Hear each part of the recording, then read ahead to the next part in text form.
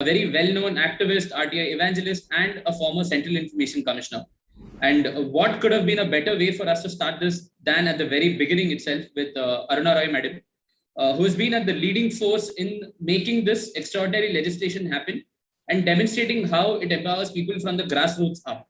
So I wanted to take this chance to thank both Shailesh sir and Aruna ma'am for accepting Moneylife Foundation's invitation. For those of you who are new to us, Moneylife Foundation is a not-for-profit organization which is primarily engaged in spreading financial literacy and advocacy for savers. The Right to Information Center, which is being supported by the Thakur Foundation, has been doing its best to promote the use of right to information in various ways, including the RTI Act, which now allows you to ask questions about RTI to our panel of experts in any language and by using text, audio, or video. My colleague Akshay will be posting a link of the same in the chat in case you wish to download it right now. Before we officially begin, please let me take a couple of minutes to share some ground rules for the webinar. We have kept all of you on mute during the session, and this is for the benefit of all involved, and we will unmute you only during the Q&A. For optimal viewing, I'm going to request you to keep the webinar on speaker view. This entire meeting is being recorded, and a copy of this will be uploaded on our YouTube channel, Moneylife TV. So in case you wish to refer to that, you can always look up our website. During the Q&A, I'm going to request, please use the raise hand button option available on Zoom. In case you wish to ask us any questions, you will find that option in the bottom if you're on your laptop and if you're on your phone. Also, please feel free to use the chat section to share your comments, questions, and observations. But strictly, please keep it only to the public forum. Please do not send us private messages. We will not be able to monitor those. Also, requesting all of you to keep your cameras switched off during the course of the presentation so that the focus is entirely on our guests. Now, I'd like to take this chance to introduce our guest and our speaker for the evening. Shailesh Gandhi sir was the first RTI activist who went on to become a Central Information Commissioner.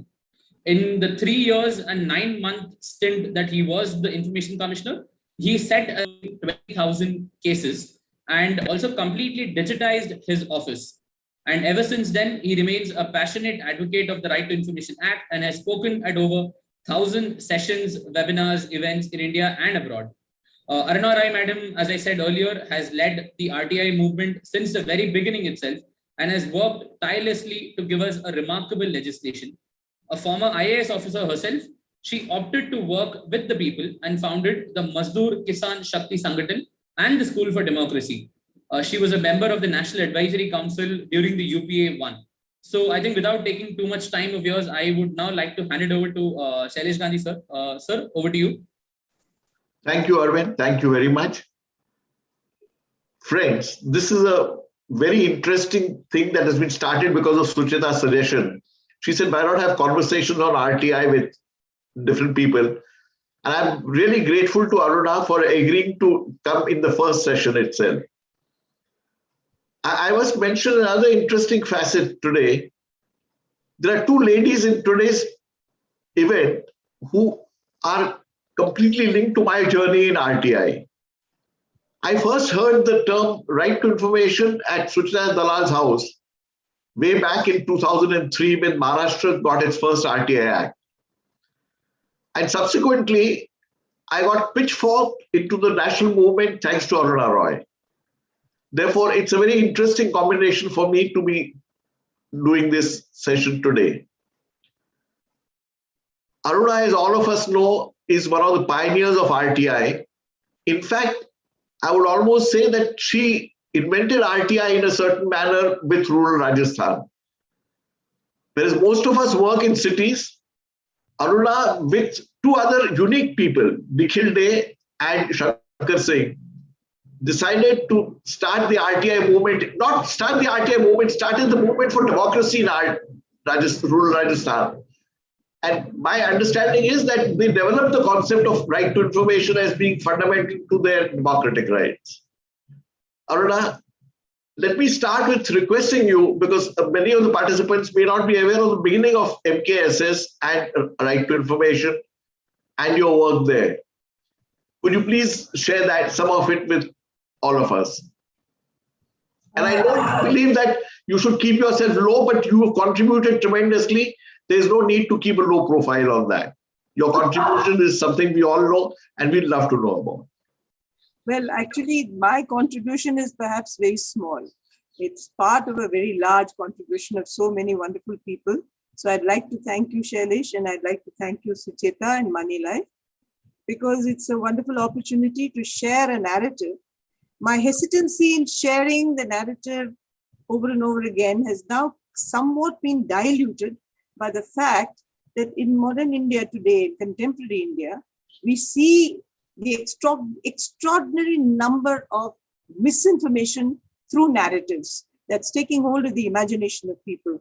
So I've realized that stories have to be told, retold, and told many times over again. And it's only then that we keep the history and the political history and the democratic history of India alive. We keep the history of constitutional India alive. And it's critically important to talk about it.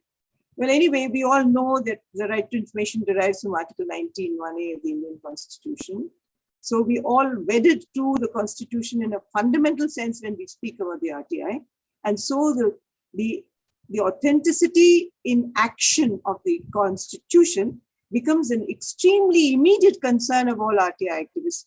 I only feel sorry that many of them don't realize the immediate link between an RTI application and the Constitution in Article 19(1)(a), and the tampering with the Constitution or in the chapter of fundamental rights is going to affect us extremely deeply, fundamentally, and maybe finish us off. When I resigned from the IAS, I went to rural India for a very simple reason, because I had a feeling that born to privilege and born to a kind of privilege that one cannot take away, not money so much, but knowledge, understanding, and liberty. As a woman, I had total liberty to do what I want. I joined the IAS, I taught, and I realized that somewhere there's this huge chasm between me and the people, and something had to be done to address it. I didn't know quite how. So in the few years that I worked in rural India, my main concern became poverty, poor women, the right to employment, the right to wages, the right to food security, and of course, the ethical concepts of democracy, which had not influenced governance at all. I saw corrupt governance after corrupt governance, from the panchayat level to the central government. There was corruption. Not all were corrupt. There were many excellent officers. There were many non-corrupt practices. But by and large, Gandhiji's last person, and the person for whom Baba Sahib Ambedkar actually wrote the Constitution to reduce social and economic inequality, remained out of the net. So when we formed the Mazdoor Kisan Shakti Sangathan, as the name donates, MKSS, Mazdoor Kisan Shakti Sangathan. So the MKSS believed in living with the people. So we continue to live in a mud hut. You see me from talking to you from my domestic home because of COVID, but in my own workspace, we still continue to live in a mud hut, bang in the middle of the village, and we still continue to use all the facilities, restricted facilities that a village has. And we all draw minimum wages as salary. Even today, honorarium has just gone up to 7,500 rupees a month for us because of a slight increase in wages in Rajasthan. The importance of all this is because unless we live completely close to the people, we don't realize where the bottlenecks lie.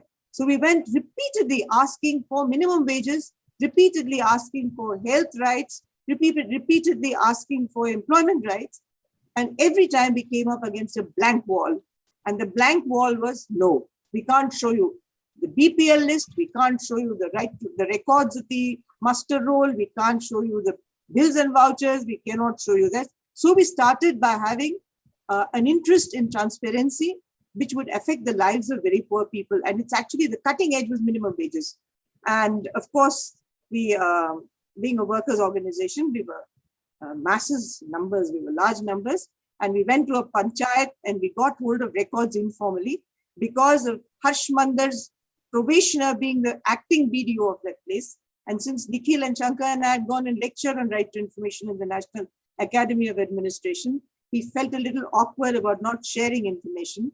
So in 1994, on the 2nd of December, we took that information and we had shown it to people. People were totally shocked. Dead people's names on muster rolls, people who were full-time jobs on muster rolls.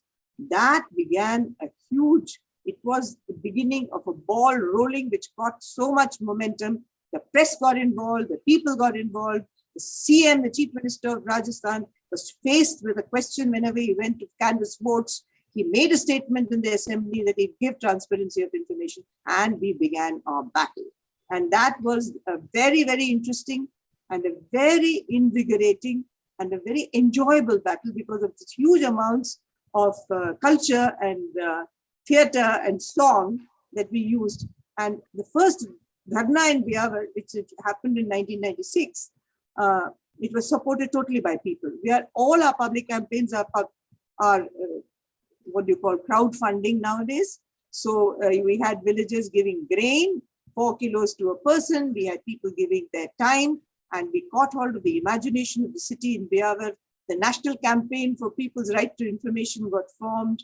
All luminaries of the journalistic world, the people who were ex-members of the bench, lawyers, activists, Medha, Swami Agnivesh, a whole heap of people came, and Harsh Mandar came, and Prabhash Joshi came, who was editor of the Jansuchna at that time, and it became a huge concern of a massive people. And Nikhil Chakravarti, who came there, said to us, this is the second war of independence. We first got a constitution, but now we have to make it live. So to get the living constitution, you're fighting a battle, and just don't give it up. And Lakshmi Jain, who was then ambassador to South Africa, LC Jain, he wrote to me saying, Aruna, you're not going to win this battle, but please stick it out.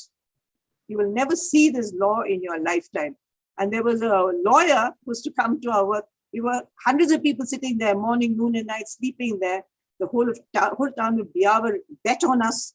And there was this woman came to us and said, you better win. I said, you better go and tell the chief minister to give us the information. You'll win your bet. But what can I do? I said, why have you bet on her? She said, no, we've played satta. The whole town has played satta on whether you're going to win or lose. I said, well, now this is now a popular movement. Because when people play satta on your victory or your defeat, then you are a very popular movement. To jump a long trajectory, when we finished 20 years of RTI, the town of Biawar has erected a monument at Changate, where we sat. And that monument still stands, erected by the municipality.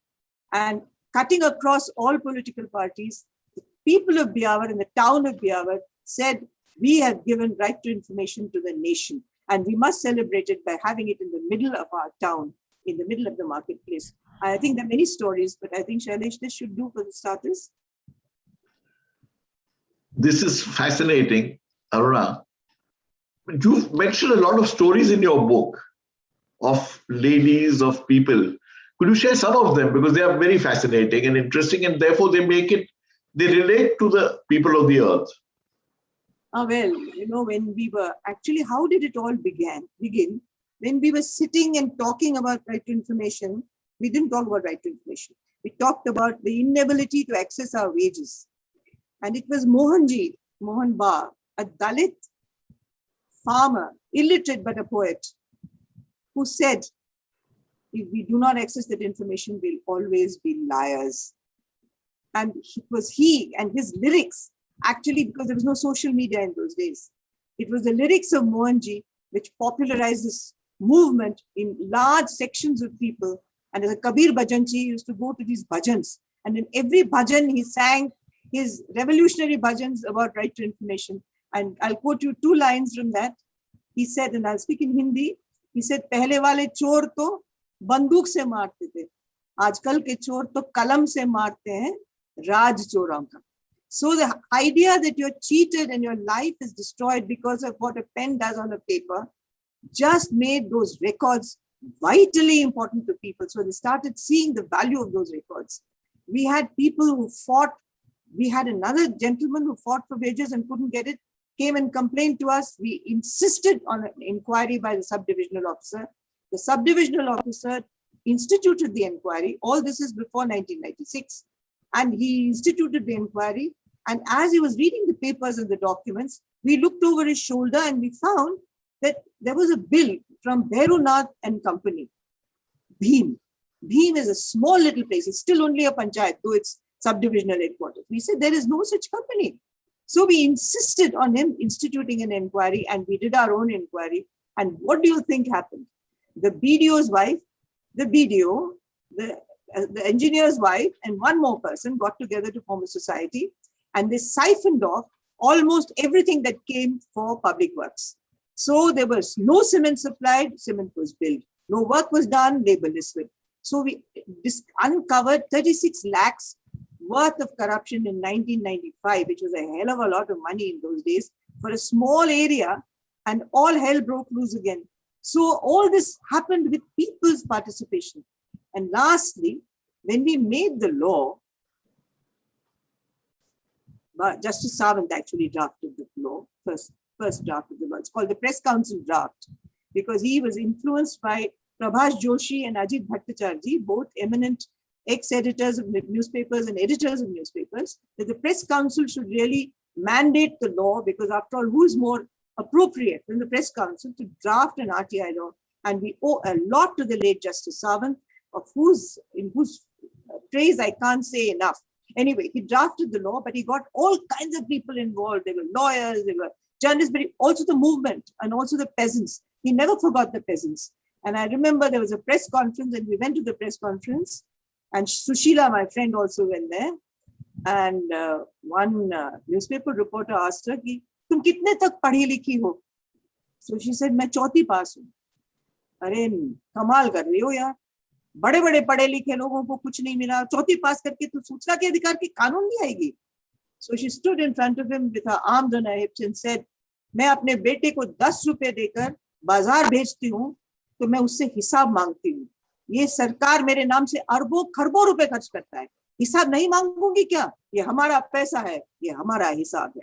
Which became a huge slogan, and in 4 words, she succinctly, absolutely encapsulated the idea of the right to information. It's to people like that that we owe the right to information, who fought relentlessly for 11 years. And they fought knowing that the panchayat money would only come if the Lok Sabha passed the law. So they saw the trajectory from the Lok Sabha to Delhi, though they only agitated for it in their local block office or in the local district headquarters. They knew that what they were doing would impact a huge difference to the country. And I think this trajectory is also very important, because it has brought democratic understanding of how we are linked in a democracy, from the very small microcosmic world to the large world of the macro. Aruna, this can be a fascinating story and we can spend hours on this, but let's now go to the actual law. In my observation and opinion, this is one of the best laws in the world, and I think all of us had a hand in the drafting of it. But what is not known very much is NSC's role in this, and your role in NSC on this. Would you like to tell us something about this? Because this has not been written about or known publicly. You see, what happened was that we had been lobbying with all the opposition parties, because the NDA was not happy with the law, wanting to pass the law at all. And at the time, Ram Jethmalani had filed a case in the Supreme Court, and Prashant had also filed a case in the Supreme Court. And they then insisted that the government, the NDA government, should disclose the information, at which point they were told that the government was already thinking of a law, because the law had been sent by Justice Sawant to all the central government and all the state governments in 1996, when the law was formulated. So every state government, it was not the same. Tamil Nadu passed the law, then Goa passed the law, then Madhya Pradesh passed the law, then Delhi, then Maharashtra, then everyone passed the law, then Rajasthan passed the law. So, but the law that the government of India passed, the central law, was called the Freedom of Information Act. And it was a toothless act. So in our lobbying, we demanded that we needed a better, stronger law, and that we needed either the law amended or a new law. So in every manifesto of the opposition, they had put in that if they won the elections, they would give us a right to information law. And so had the UAPA's constituents. So when the UAPA won the first, the UPA won the first, the UPA won the first, for their first round, then they brought out a document called the National Common Minimum Program. And in that, They made a set of promises to the people of India. It was an amazing document. And those of you who haven't read it, please Google and have a read. It was an amazing set of people in power saying, we will be accountable. We will implement what we said in our manifestos. And the first thing they said, we'll give you MG and REGA. And they also said, we'll give you the Right to Information Act. So the Right to Information Act was promised in that document. Then the government, the Prime Minister set up something called the National Advisory Council to monitor the implementation of the NCMP, the National Common Minimum Program. And the National Common Minimum Program was a limited agenda. So all this yellow journalism about it being another cabinet and taking over the role of the cabinet ministers and all was not true. But what it did manage to do was, because it got dedicated movement people in it, Jean Drèze was a member, I was a member, then Jayaprakash Narayan was a member, Jairam Ramesh at that time was not a minister, he was a member. Then we had NC Saxena was a member, Professor Hanumanth Rao was a member, amongst many other members. So Jean and I took the Right to Information, draft Right to Information law that we had all made, and the draft NREGA law, which many others had made, and we took these two big bastas into the NAC and said, here are the two drafts. Now you examine it. If you feel like it, we must pass it. So the debate on the RTI came first and the debate on NREGA came second. And which I must say that the chairperson of the NAC was all for the RTI and for the MB and RTI. And without her push, it would not have got the momentum it got. But it also got help from all other honest people of probity in the system. So this bill went into Parliament. 154 amendments were made to the government bill. And it was very interesting that they didn't want us to see the file notings. The one thing that the bureaucrats were paranoid about was the file notings. So they got file notings put as an in the exemption clause. But as we all know, in the subsequent judgments, it was declared that if you can see advice and opinions, then you can see a file noting. So we have now got access to file notings. But anyway, but the one area in which, many areas in which we did not quite get what we wanted was that we didn't make the appeals time bound. Then we didn't manage to make section 4 a justiciable clause, so that we would put pressure on government, or a penalty clause at least, for non-implementation of disclosure. Now we have, of course, done very many other things. But at that point of time, India's law was the best law. We had a penalty provision. And when we put the penalty provision in, the standing committee was not willing to look at it. The Prime Minister was not willing to look at it. And he was saying you will corrode the self-importance and the capabilities of my officers. But at that time, we had a public hearing in Rajasthan in a place called Janavat. And in Janavat, it took us 1 year to access the information documents, despite the Chief Minister saying they should give it to us under the Rajasthan law. And it disclosed that there was 60% ghost works in that panchayat. More than 1 crore of rupees had been spent. More than 60 lakhs were completely defrauded. We said, if you don't give us the penalty clause, you better not give us the law. We can't fight for every right to information application for years just to access the information. So that tilted the balance, and the UPA government decided to put in penalty into the clause, and the penalty clause was put in. So it was an interesting dialectic between the people who actually did it and implemented it and showed exactly where things wrong, and the state RTI laws, which had come into being. The Maharashtra law had something, the Goa law had something, and NC Saxena had put that override, which we all know, that what the member of parliament or the member of a legislative assembly can see, the citizen can see. It was his brainwave when we were bashing our heads about the positive list and the negative list. He said, why? What the representative can see, the citizen can see. One stroke, he brought so much light into the darkness of our conversation that day.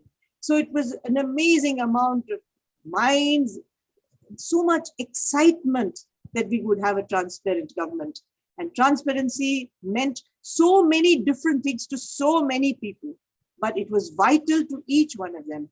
And as Mr. S.R. Shankaran said later on, it was a transformatory law. It was a law which made every other law possible, because right to information is like water. by and of itself is nothing. You have to apply it to something else. You have to apply it for forest rights. You have to apply it to rations, pensions, to wages, to women's rights, to human rights, to rights in a municipality. It's then that it takes flower. It flowers and it goes towards fruition. But it is, therefore, he called it a transformative law, and that's what it is. And it's really amazing today. And of course, Shailesh will correct me if I make a mistake, but you will tell me that it is it's not true. But if you don't mind, should I skip to the Jansuchna portal now? Would you like to talk? A little later, Aruna.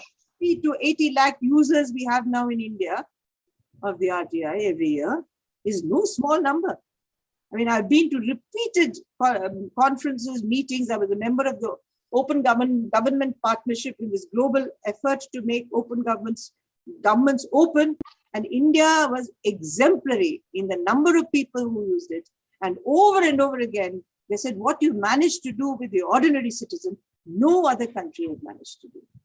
So it was at that time, I mean, I used to feel so happy and so full of some kind of contentment that this illiterate or so-called underdeveloped or developing nation, not on the top notches of the evaluation of the scale of what governments are like, could do so much better than governments that have progressed so much more than we had. One small addition I'd like to point out, Aruna. A lot of people in US, Canada, etc. also say, oh, by God, mainly your citizens use RTI. That's phenomenal. In those countries, the major usage is corporate and media. True. But the truth of it is that what information they get on the phone, we have to file an RTI application, which is also true. That is true. I think you might remember, and I wanted to get you to think about it. The first draft, I remember in December first week or second week, we had a meeting in Delhi of NCPRI where we distributed mithais saying the government has accepted everything that we want.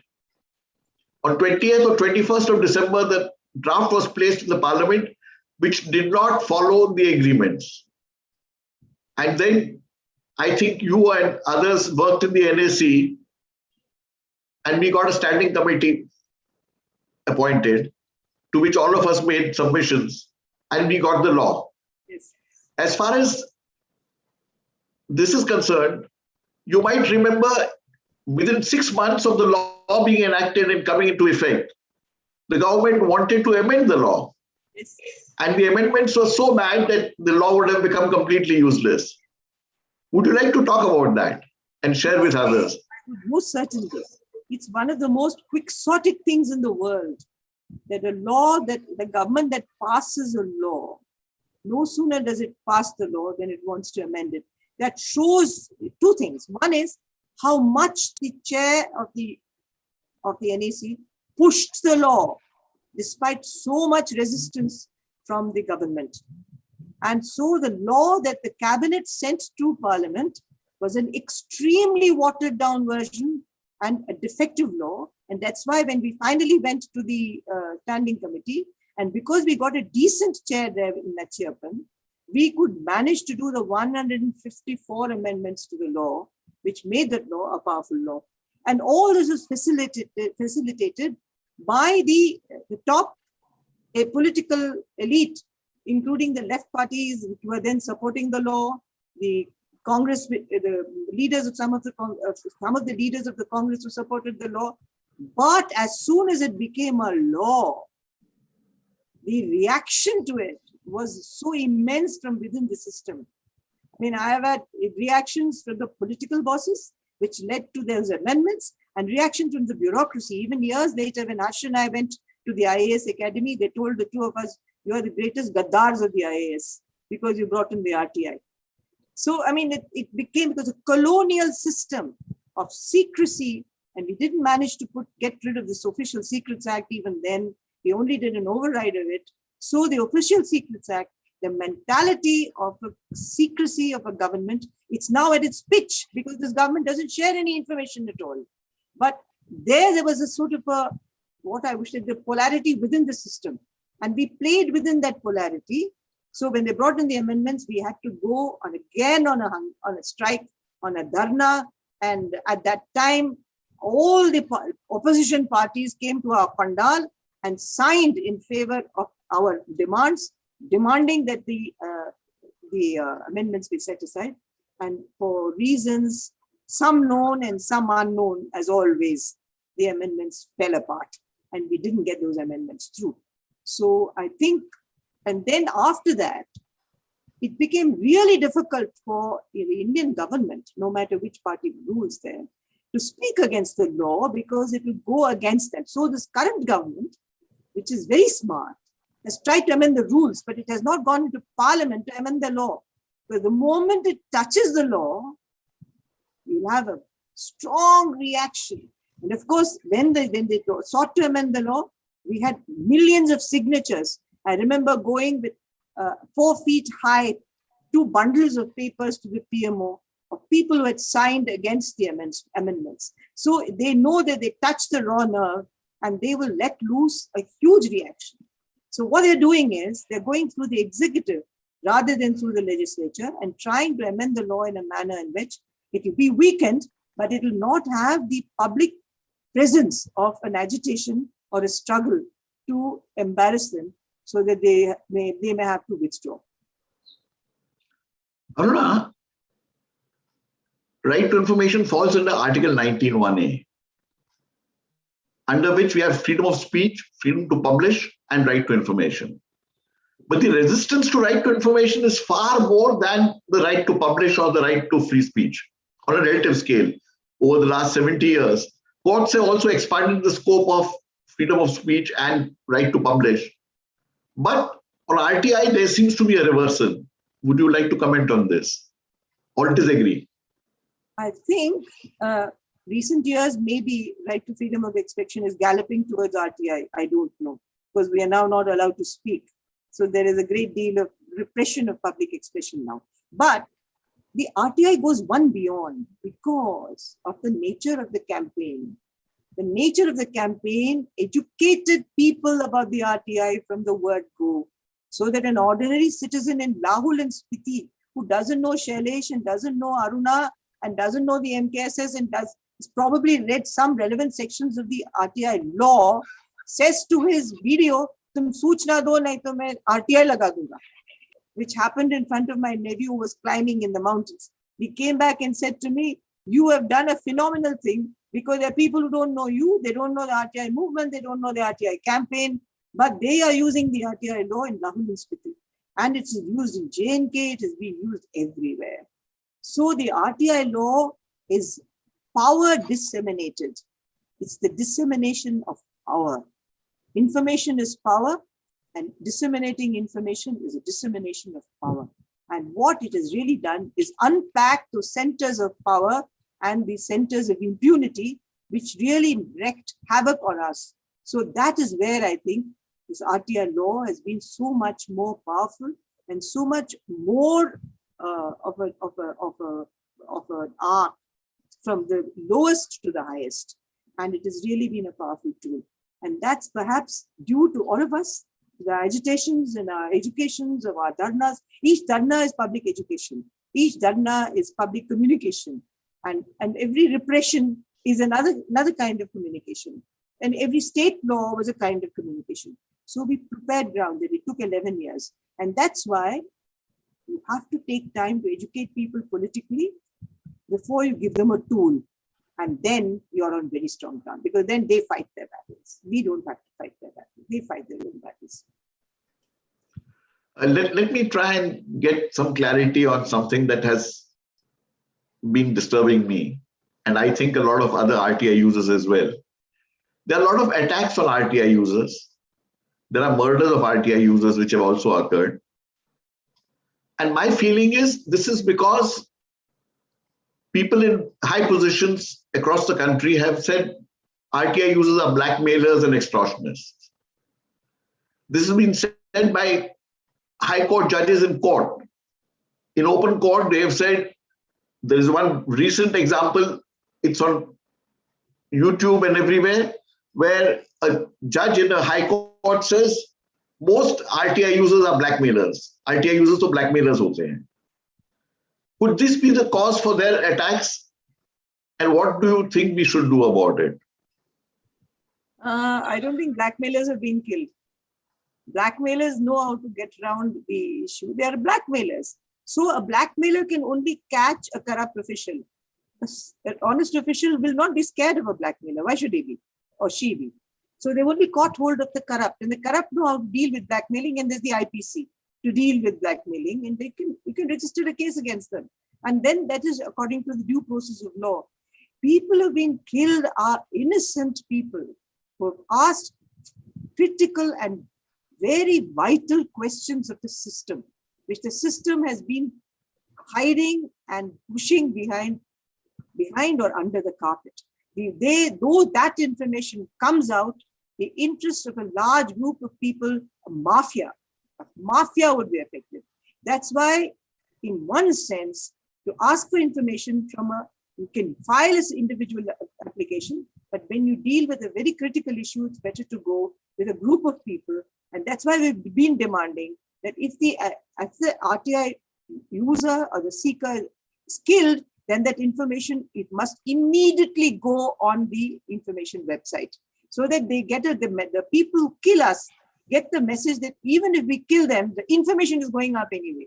So what is the point of taking the life? But this has not been done, Shailesh, in spite of our many requests. So and then we are now, of course, fighting for the Whistleblowers Act. We want all the RTI users to be classified as human rights defenders. RTI defenders will be like human rights defenders, get the protection of the law, because we are doing a seminal act to cleanse the agents' tables of the Indian bureaucracy of its filth. We all talk of Section 4, but only in Rajasthan have you managed to get it implemented well. Would you like to talk about the Jansuchna portal, Aruna? Jansuchna portal brings two very interesting things together, and Sucheta might be interested to know. One is this whole impingement of internet data on us and internet collection of information about us, whether it's the Aadhaar card or whether it's something else. Our information is going into a space which we do not control at all. So when the Rajasthan government started looking at data, we said to them, why don't you do data for the people rather than off them and take them away somewhere else? So do it for them. And why don't you do Section 4 of the RTI? So we lobbied, the Suchna Rozgar Abhiyan, of which MKSS is a part, lobbied with the state government of Rajasthan, saying you use this portal now. First thing you do is to do it for the people. So more than 50 departments have been put on the Jansuchna portal in the last 2 years. Just under 10 crore visitors it has had in this last 2 years. And 7 crore and more people have downloaded information from it. And it is data and digitalization for the people. Because sometimes things happen which you fight against and you cannot control, like the Aadhaar card. It's made us all, however we fought, I went to Supreme Court, I lost my case. So finally, of course, one had to get an Aadhaar card. But in this case, the digitalization is for the people, and it's an amazing thing because it's in real time. So you can find out what is happening to you in real time. The government of Karnataka has also now brought in such a portal. And I think Section 4 now is remarkable. Now, would we say, and this is a question I keep asking, would we say that in Rajasthan alone, we have 17 crore users of the RTI? Because it's Section 4.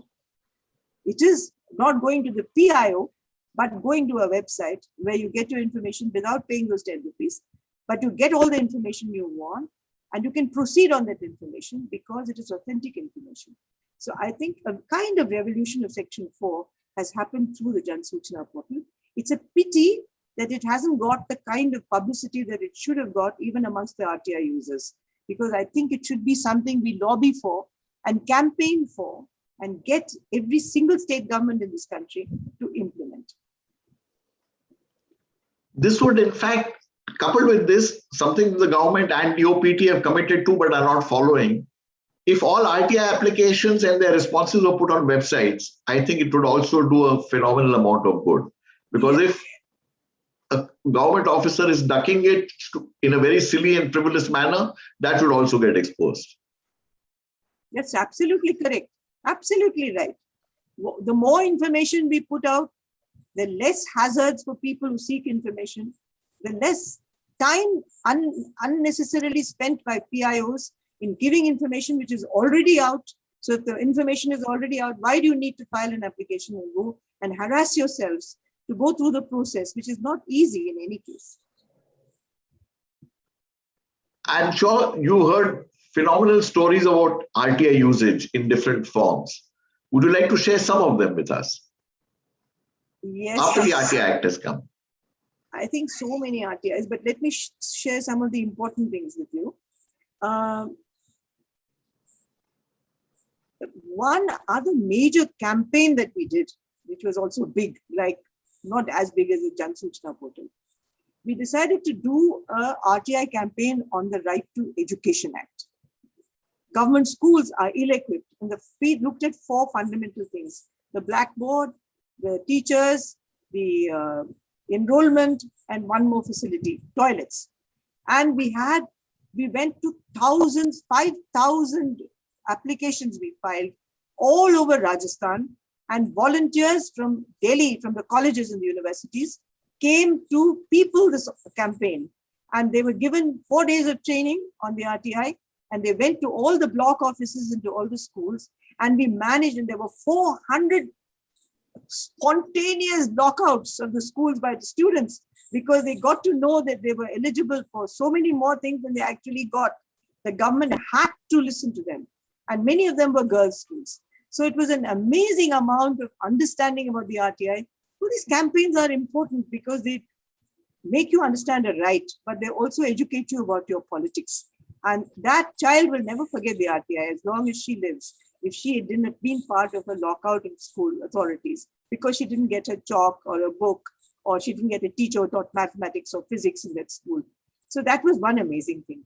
But individually, we have found that, for instance, there's a young man in Biawat who has, Gaurav, who has been filing RTIs on a range of issues, on land, on boards outside offices. He files RTI on RTI because RTI is not there, so he files an RTI. And he's relentless and he goes on and on. There's Hari Prasad in this village of Telonia, and he has filed RTIs about land encroachment. And I tell you, he is a very brave man, because because they are now ready to cut him up, because encroachment means that people with vested interest of occupied land are removed from it. And there is a campaign now, and what didn't happen for 40 years is happening. People who have encroached land there, and actually bulldozers are coming in to remove buildings in rural India, which never happened. And in rural India, right was might. That is it. So nobody could question it without violence. So all these amazing things are happening. We also have in Somalia, people talking and getting access to school playgrounds, getting access to rations, and hundreds and thousands of people who file applications for rations. You have a lawyer who filed more than 100 applications on the atrocity cases filed by Dalits, and on so many other issues of Dalit land, of Dalits access to schools. So it is every kind of community that has been using the RTI. So it's been a phenomenal experience. What we really need to do now, Shailesh, is for you to come and mastermind a research study so that we put them all together to publish. Aruna, when the RTI Act came about with a large contribution from you, you must have had some vision. How far do you think we've traveled on that journey, or not traveled on that journey? What's your take on that? It's been 16 years since the RTI Act now. It's actually for me since 1993. So 93, we began our first real efforts.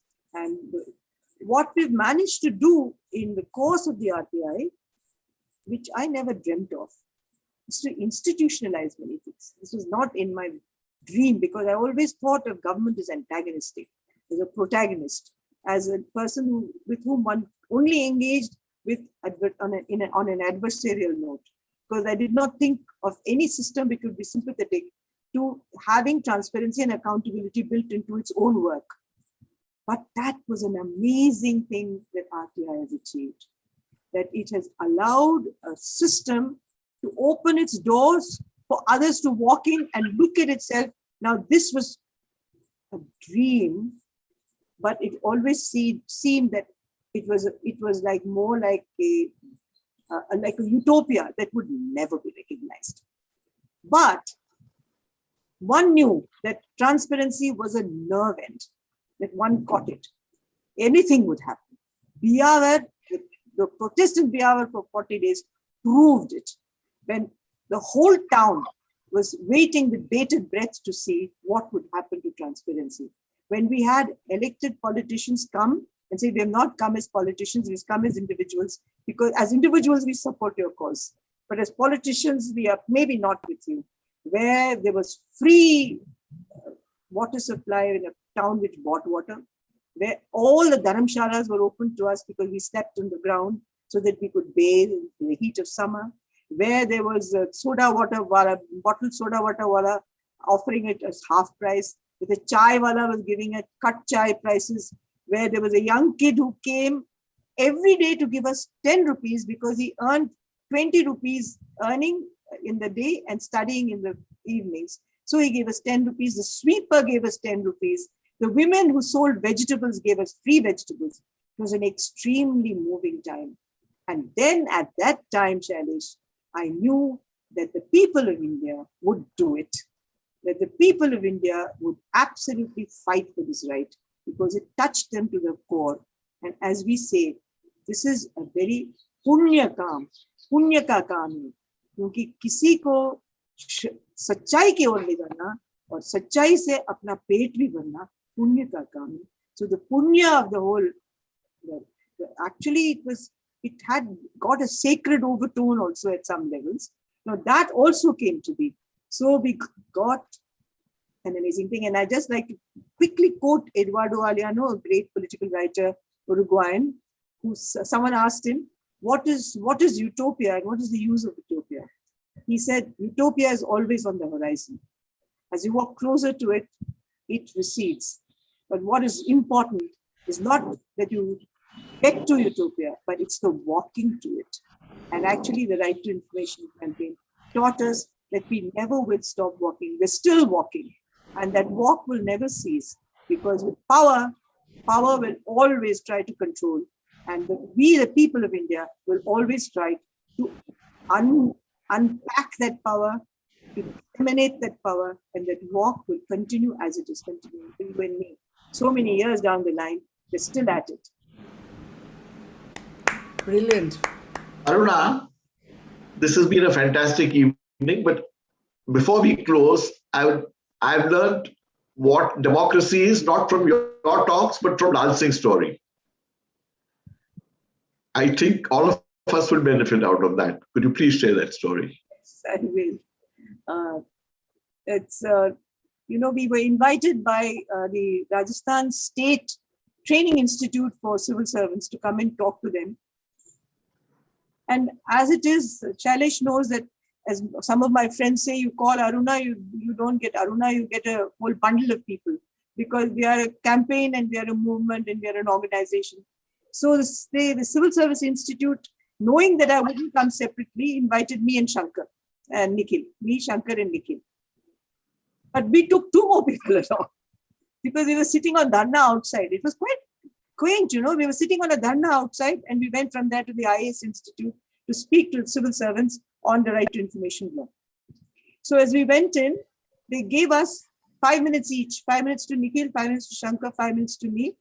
And as the time came for Lal Singh ji and Narayan to speak, they said, say what you have to say in 3 minutes or 2.5 minutes. May I say what Lal Singh ji said in Hindi first, because it's so much more powerful.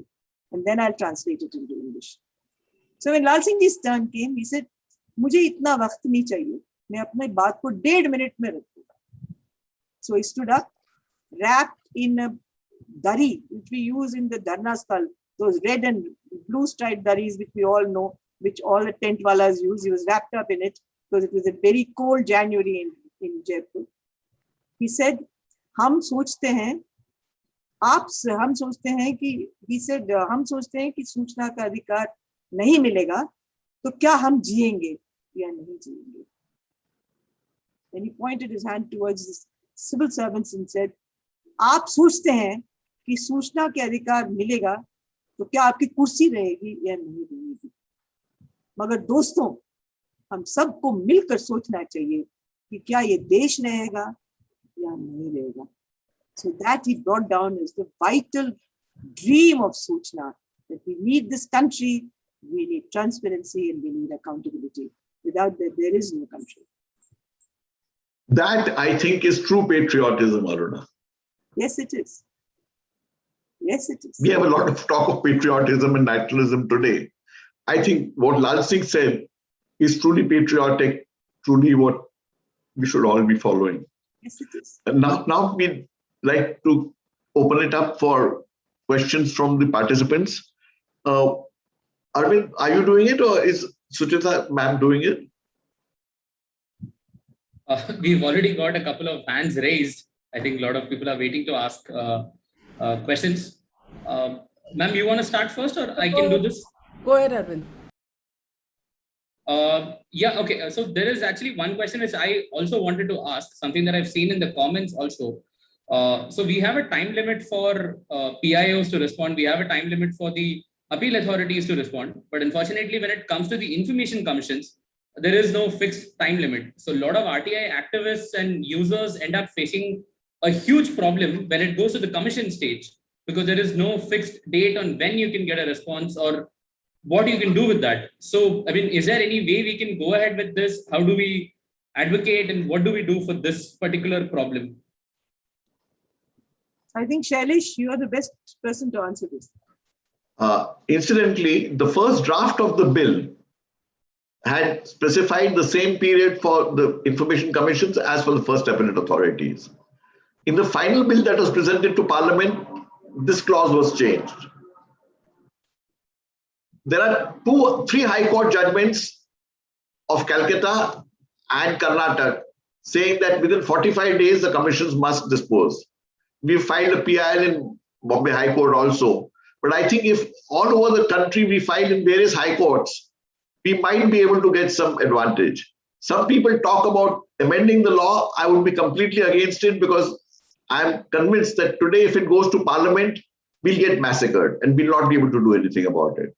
So instead of talking of amendments, let us try and build pressure in media as citizens, and which we are not doing. The truth is, I think citizens and RTI users are also not pushing so much for this, except raising it as a question.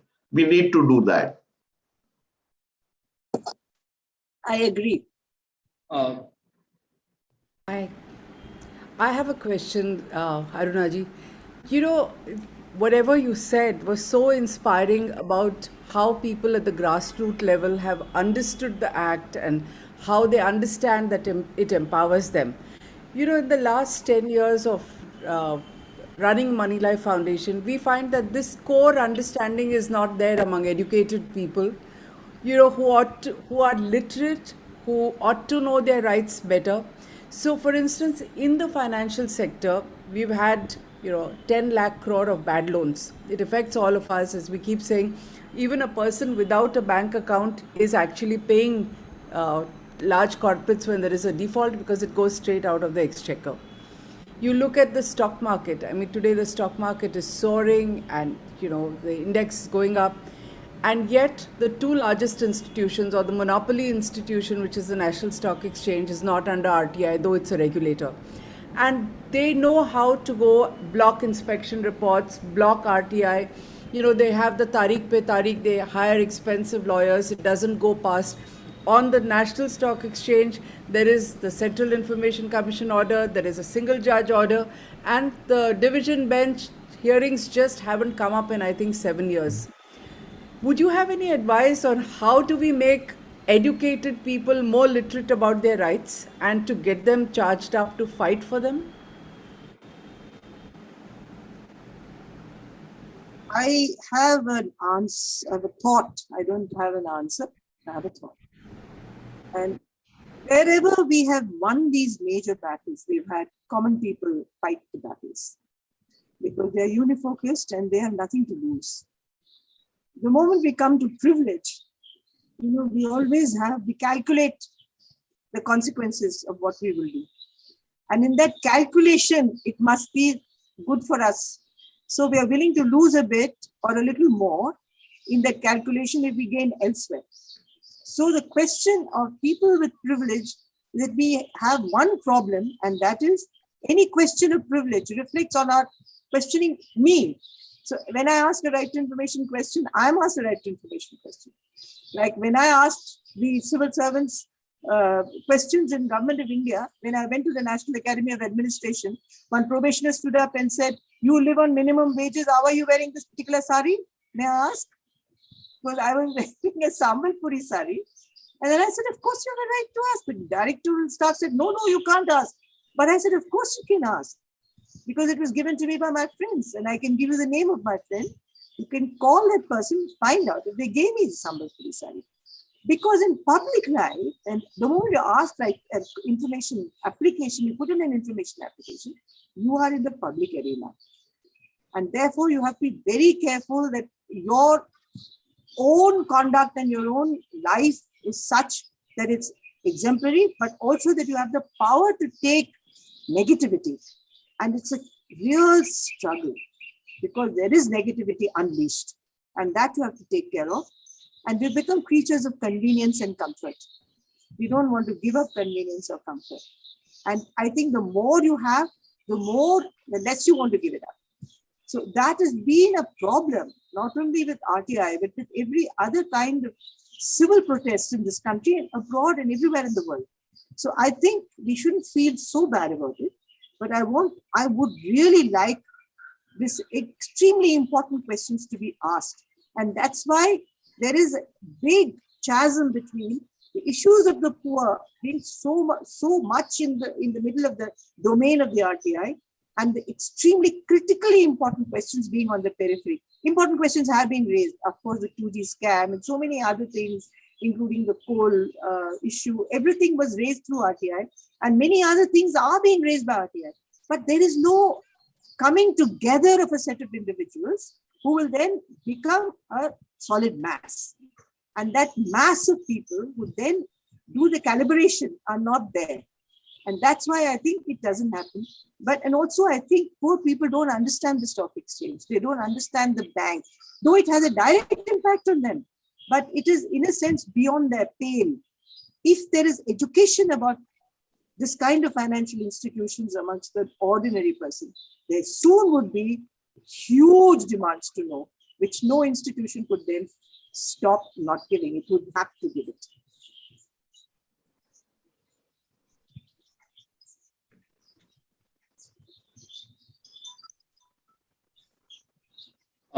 Thank you so much. Arvind, we'll take the next question. Yes, ma'am. Yeah, actually, there are people who have raised hands also. Vinita ma'am has also raised her hands. So I was thinking if I could unmute Vinita ma'am. Vinita ma'am, can you hear me? One moment. Yeah, I can hear you. Yeah, hi ma'am. Hi ma'am. Yeah, hi. Hello. Yeah, hi. Good evening, Aruna ji. How are you? How are you, my dear? Yeah, very fine. Thank you. So indeed, as usual, you're just so wonderful with whatever you say. You're so eloquent and so informative. Now, you talked about the mass movement or, collaboration of people coming together. But I want to ask you, so many years down the line, there are so many RTI activists or regular RTI users in every state who are doing really commendable work. In fact, just now, somebody had put on the chat, one Mr. Rasool from Kashmir, who is a RTI activist. But, none of us know each other across the states. And it has come to some very miniature lobbying or, a few people maybe in North India or West India or, maybe South India. So because of that, if you want to fight together for whether it is an amendment or whether what the government is doing, you never come across the entire RTI activists in hundreds and thousands who are supporting that petition or campaign.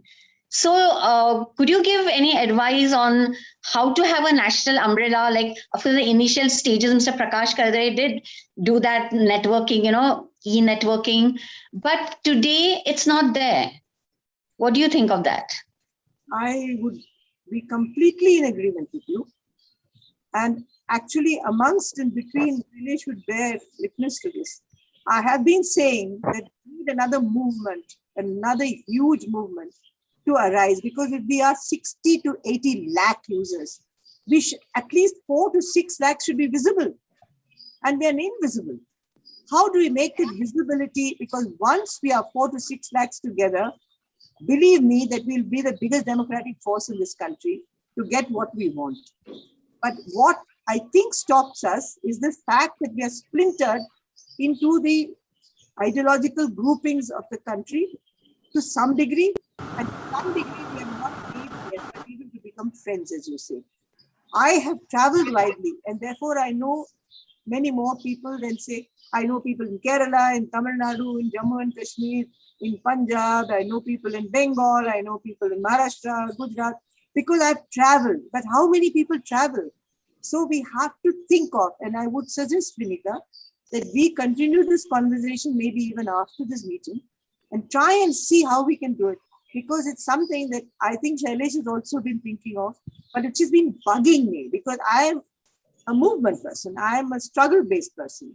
So for me, the law was part of the struggle, and getting that law more used, or at least getting to see that people who use the law come on the same platform must happen again. The last time it happened was during the amendments, when we got those 10 million signatures of people and we felt we were one. But that kind of movement must come together, and let's brainstorm, because I really think it's a brilliant idea. I agree with you, but I think we have to put our heads together. We need to be more than one person to think about it. Sorry to butt in, but I couldn't agree more. And I think one of the reasons why we started these conversations, and I thought about it, and Shailesh has been so kind as to accept it, is to, bring back, get people to start thinking about what this act was, why it was started, and also bring more activists together. In fact, Shailesh and I have been discussing this also, whether we do some kind of adda, because one of the good things about the pandemic is that all of us have got onto Zoom. We can reach out to you, though you're in Rajasthan, which would have been so difficult. And I think we can get onto a screen. We can have even closed door meetings between activists for issues that don't have to be discussed in the public domain initially. But I think we really should take it forward, and I'm so glad that you also think that it's required. But you could do one more thing. You could group us into categories, subcategories. People who look at the courts, people who look at the government, people who look at the poverty-related issues. Because now we are in segments, and all these segments must integrate somehow. And that integration should take place. I agree. Brilliant idea.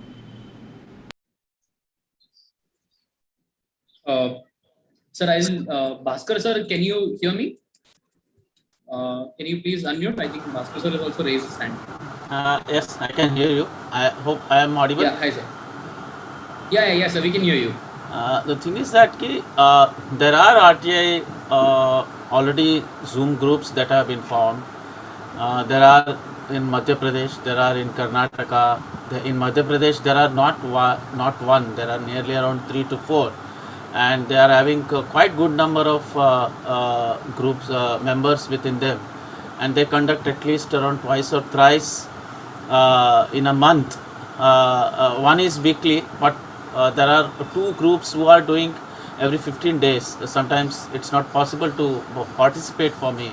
But there are a lot of groups which are already there, who have concentrated themselves only pertaining to RTI. They don't mix up any other issue. We are having some groups, or some of the major groups, some of the old groups who are for RTI, who have taken all the issues together. So importance on the RTI has, discussion on the importance of the RTI has gone down. And the third is that there are very positive judgments even for RTI. That means in 2015 and prior to that, Calcutta had given 2 orders that second appeal disposal should be within 45 days. it took me for in Maharashtra only nearly around 3 years to take the issue, because I can't go to the court, at least to take the issue to the court, stating that already 3 courts have given judgment that second appeal should be cleared within 45 days. And this should be taken all over India. Myself and Shailesh Gandhi have been telling to all states, at least, and it has been circulated, the petitions that have been done, and those petitions has just to be, according to me, have to be just to be copy pasted as per to the requirement of the state, and appeal in the High Court. And this is also not happening, or I don't say that this should be done, but something similar can be done.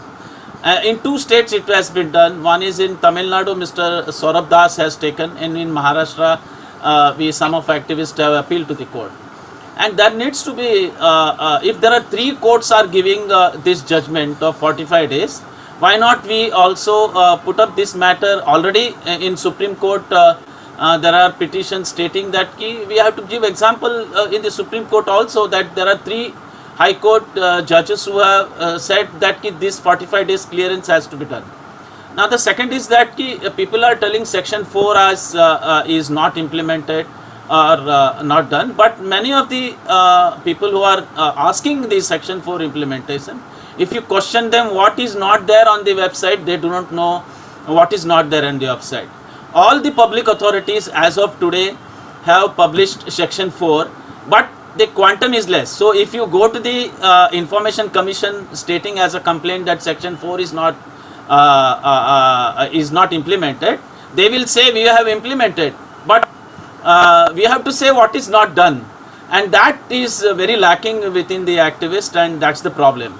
The third is that any RTI applicant or a team of groups, if they feel that the information falls under Section 4, for every application what they do, they should demand compensation of 1,000, because that information should have been received by under RTI free of cost. There is no necessary.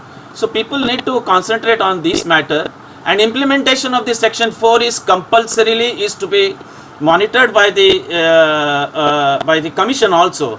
In under Section 19(8)(a) 6, it is very clearly written. The monitoring is the responsibility of the Commission. They should call for Section 4 manuals. It is written very much in the Act, and this has to be followed. They may say we don't have staff to monitor, but then we can say, okay, you keep the citizens groups committee to monitor those Section 4. I think if these things are implemented, Section 4 implementation also will be better, and we can. I have done already in our State Information Commission. Of course, they have replied me something different, and now the matter is in appeal.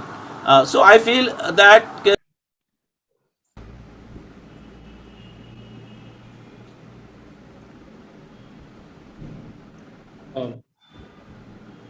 So It's an issue. I think think it you got muted. Arvind, muted by mistake, I think. yeah, I think it got muted. Would Yeah, you I like think to it go got back to muted by Shailesh? I mistake. think he had finished saying what he had to. Shailesh, you want to take over? Are there any more questions, or should we close? Yeah, sir, over to you. It's 7:24, so it's up to you to decide. Thank you very much, Bhaskar. I mean, you raised a number of questions, but I feel that all these groups that are there, some of us must start putting them all together on a common platform. Yes, there are many groups. We'll have to see how they get together on one common platform. And about these going to the Supreme Court, I think it's much better if we go to individual high courts rather than go to the Supreme Court, for the simple reason that if once the Supreme Court gives you a negative judgment, then everything just goes into a state of chaos. So we can then discuss it further, but I think it might be a good idea to take it further. That's also a very good solution. Thank you.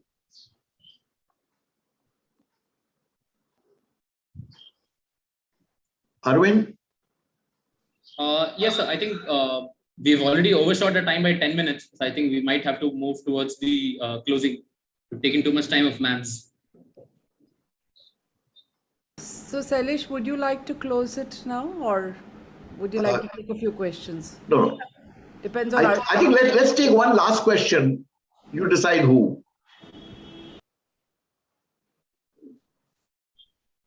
Yeah, one second, sir. I think Lokesh sir has also raised his hand. Lokesh sir, can you unmute?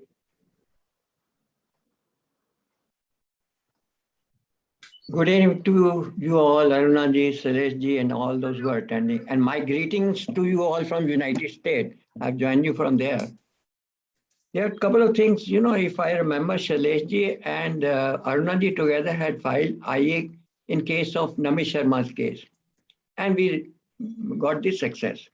Now, a few of such judgment which Shailesh mentioned, one of the most damaging is Delhi High Court, which said whenever information sought under the RTI Act, disclosure of interest in the information sought by would be necessary to establish the bona fide of the applicant. Now, this is totally contradictory to 6.2. I had discussed with Shailesh some time back.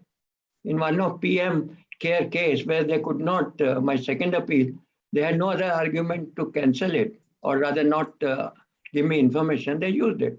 There's another person, even CIC has used it in one of the cases. Now, such cases, as a single judge case, needs to be challenged. If we continue doing that, I think we are weakening the structure. And second setback, which I like to mention to you, it took us a long time to get NRIs to be able to file RTIs. Situation for last 1 year is NRIs cannot file RTI for 2 reasons. First, DOPT kept on telling lies. The online portal, you cannot use it if you have a card, international card of Master or Visa. Initially, they kept on saying till I filed RTI in SBI, who's having a portal, who is the gateway. They said the government has not even asked us to open. We can open up for those cards. Secondly, on a hearing aspect, this was my battle from 2010. Madam Annapurna, Information Commissioner, had ordered that within 6 months, arrangements to be made. DOPT worked on getting electronic Indian postal order on. But hearing part CICs completely failed. As of today's situation is 2 days ago, after fighting my RTI from March till now, CICs said we don't have created any facility. Here we are talking across the globe, even the court cases. I have attended my High Court case in Delhi from USA, virtual testing.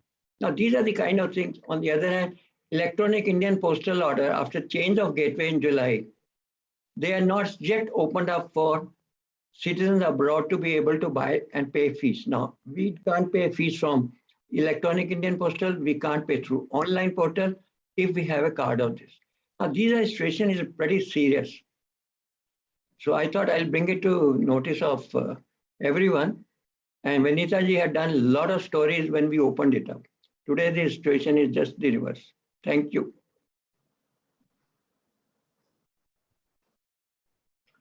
Thank you very much. I think we need to close this session. It's been a fascinating session. And one request to Arvind, can you unmute everybody so that we can give a round of applause to Aruna? I'm sure we can do that over the internet.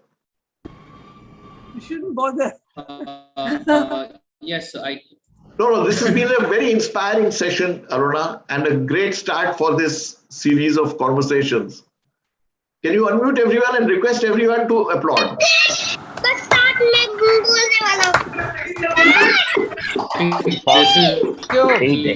Okay, mute everyone. Thank you. Sorry. So much.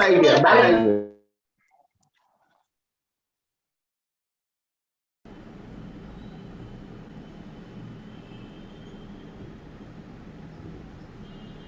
What happened?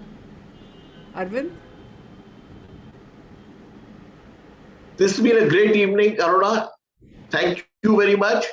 And I think Moneylife will continue to do interesting things in RTI and maybe someday form a large group of people. We had one person in the RTI movement who really formed a very large number of people. He became Chief Minister.